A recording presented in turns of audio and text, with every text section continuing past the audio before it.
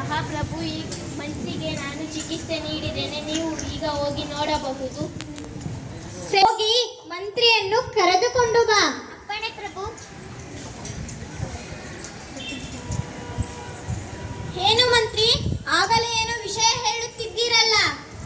ಅಯ್ಯೋ ಮಹಾಪ್ರಭುಗಳೇ, ಅದು ಗಂಧರ್ವ ಸೇನರು ತೀರಿಕೊಂಡರಂತೆ. ಅಯ್ಯೋ ಅಯ್ಯೋ ಅಯ್ಯೋ! ಈ ಕೂಡಲೇ ಈ ವಿಷಯವನ್ನು ಅಂತಃಪುರ ರಾಣಿಯರಿಗೆ ತಿಳಿಸಿ. ಅಪ್ಪಣೆ ಮಹಾಪ್ರಭು.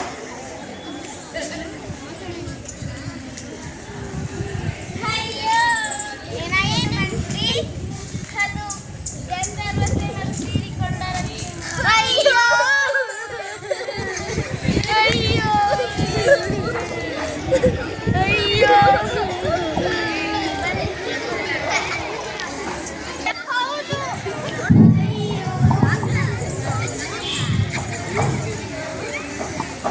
ಎಲ್ಲರೂ ಏಕೆ ಅಳುತ್ತಿದ್ದೀರಿ?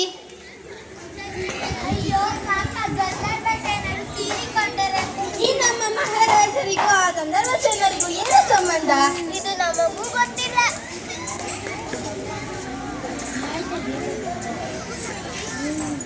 ಮಹಾರಾಜರೇ, ಇಲ್ಲಿ ಏನು? ಯಾರು ಗಂಧರ್ವ ಸೇನ? ಈ ವಿಷಯ ನನಗೂ ತಿಳಿದಿಲ್ಲ.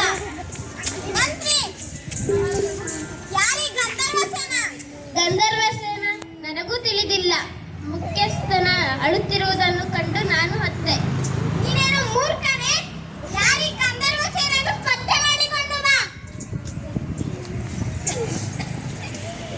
ಗಂಧರ್ವ ಸೇನ ಯಾರು? ನನಗೆ ಗೊತ್ತಿಲ್ಲ ಸ್ವಾಮಿ, ಆದರೆ ಸ್ವತಃ ನನ್ನ ಹೆಂಡತಿಯೇ ನನಗೆ ಬಂದು ಹೇಳಿದ್ದು. ಗಂಧರ್ವ ಸೇನ ಯಾರು? ಸ್ವಾಮಿ, ಗಂಧರ್ವ ಸೇನ ಪರಿಚಯ ನನಗಿಲ್ಲ. ಈ ದಿವಸ ಬೆಳಗ್ಗೆ ಸ್ನಾನ ಮಾಡಲಿಕ್ಕೆ ಕೆರೆಗೆ ಹೋಗಿದ್ದೆ. ಅಲ್ಲಿ ಮಡಿವಾಳ್ತಿ ಬಾಯಿ ಪಡೆದುಕೊಂಡು ಒಂದೇ ಸಮಯಕ್ಕೆ ಅಳುತ್ತಿದ್ದಳು. ನನ್ನ ಗಂಧರ್ವ ಸೇನ ತೀರಿಕೊಂಡನೆಂದು ನಾನು ಅತ್ತೆ ಸ್ವತಃ ನನ್ನ ಗಂಡನಿಗೂ ಹೇಳಿದೆ ಸ್ವಾಮಿ.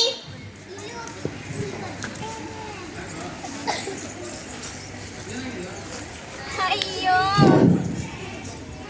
ಅಯ್ಯೋ ಏನಮ್ಮ, ಗಂಧರ್ವ ಸೇನ ಯಾರು?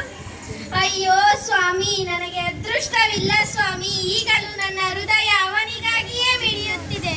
ನನ್ನ ಗಂಧರ್ವ ಸೇನ ನನ್ನ ಪ್ರೀತಿಯ ಕತ್ತೆ. ನನ್ನ ಎಲ್ಲ ವ್ಯವಹಾರಗಳನ್ನು ನೋಡಿಕೊಳ್ಳುತ್ತಿದ್ದ ಸ್ವಾಮಿ. ನಿನ್ನೆ ರಾತ್ರಿ ಕಣ್ಣು ಮುಚ್ಚಿಬಿಟ್ಟ ಸ್ವಾಮಿ. ಅಯ್ಯೋ, ನನ್ನ ಹೊಟ್ಟೆ ಮೇಲೆ ಕಲ್ಲಾಕ್ಬಿಟ್ಟ ಸ್ವಾಮಿ. ಅಯ್ಯೋ, ಸಮಾಧಾನ ಮಾಡಿ.